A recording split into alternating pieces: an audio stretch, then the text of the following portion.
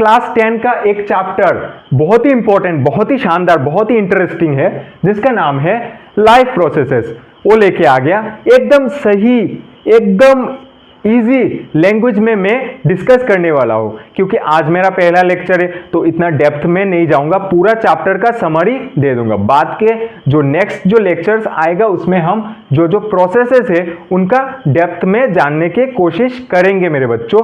तो आज के वीडियो में हम देखेंगे पूरा चैप्टर में हमें पढ़ना क्या है, तो मेरे साथ बने रहिए और पूरा चैप्टर का समरी जान लीजिए। एटलीस्ट हमें जानना तो पड़ेगा, ये लाइफ प्रोसेस चैप्टर रखा गया है, चैप्टर का नाम, क्यों हमें लाइफ प्रोसेस पढ़ना है और कौन कौन सा ऐसा इसेंशियल प्रोसेसेस है जो हमारे बॉडी परफॉर्म करता है। तो लाइफ प्रोसेस बेसिक इंट्रोडक्शन में देता हूं, इस चैप्टर का नाम क्यों लाइफ प्रोसेस रखा गया है। हम सब लिविंग ऑर्गेनिजम्स है। अभी लिविंग ऑर्गेनिजम्स मीन्स जो जो ऑर्गेनिजम्स जीवित है, मतलब उनके अंदर में लाइफ है, तो उनको लिविंग ऑर्गेनिजम्स कहा जाता है। अभी ऑर्गेनिजम्स, लिविंग ऑर्गेनिज्म 2 टाइप्स का होता है, मल्टीसेलुलर और यूनिसेलुलर। अभी मल्टीसेलुलर क्या होता है? मल्टीसेलुलर जिनके बॉडी में बहुत सारा सेल्स प्रेजेंट रहता है, उन्हीं को मल्टीसेलुलर ऑर्गेनिजम्स कहा जाता है। एग्जाम्पल, मैं एक मल्टीसेलुलर ऑर्गेनिजम्स हूँ, आप एक मल्टीसेलुलर ऑर्गेनिजम्स है, एक कुत्ता, एक बिल्ली, सब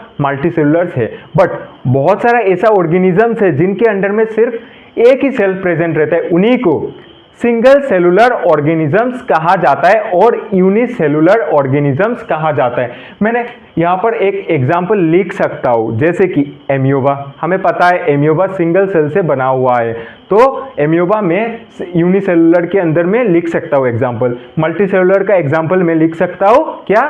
ह्यूमन बीइंग्स, एनिमल्स, ये सब मल्टीसेलुलर्स के अंदर में आ जाएगा मेरे बच्चों। इतना तक क्लियर हुआ?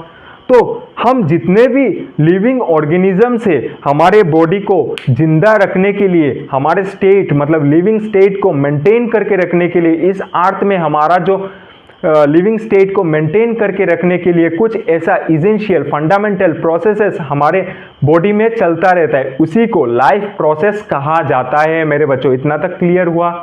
तो ठीक है, वेरी गुड। हम नेक्स्ट जानेंगे कौन कौन सा बेसिक इंपॉर्टेंट फंडामेंटल प्रोसेसेस है जो हमारे बॉडी को परफॉर्म करना पड़ता है, जो इस चैप्टर में हमें पढ़ना है।